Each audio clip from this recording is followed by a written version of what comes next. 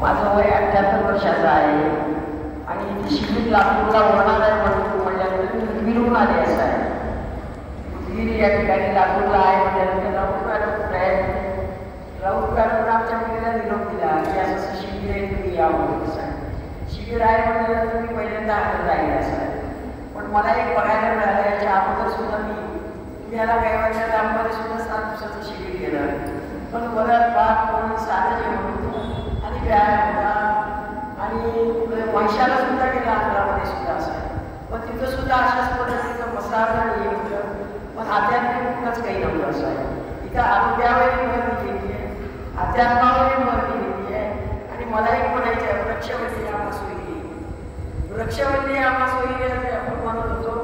वृक्ष हे जे आहे जांभूळ, लिंबाचं, पपई, आंबे, कपडीची जे आहे सगळे आंबा, ज्याचं ज्यूस आपण सकाळी पिऊन उपाशास्त्री साहेबांनी आपल्याला पाजवलं. तर मला आश्चर्य वाटलं.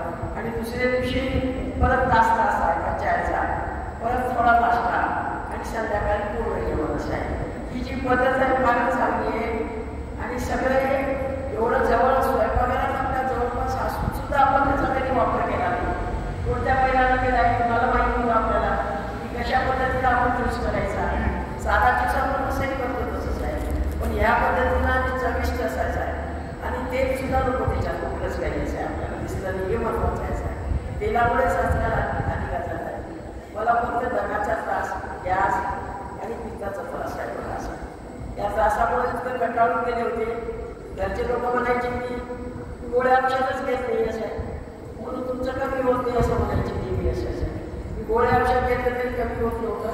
पण मला एनिमा करायला लागला 4 दिवसापासून. मी आल्यापासून एनिमा गेला आणि वमन गेलं. त्याच्यामुळं जे छातीतला कप आहे ते कमी झाला आणि वमन केल्यामुळे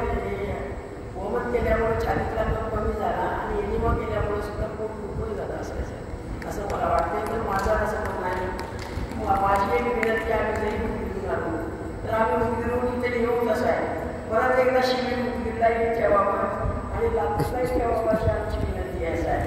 आणि जे मला असं एक वाटतंय, शास्त्री साहेबांचे खरंच डॉक्टर गोपाळ शास्त्री आहे, त्याला तरी राग जरी असला पण शिस्तीचा राग आहे असा. ही शिस्त आवश्यक आहे, काळाची गरज आहे असं.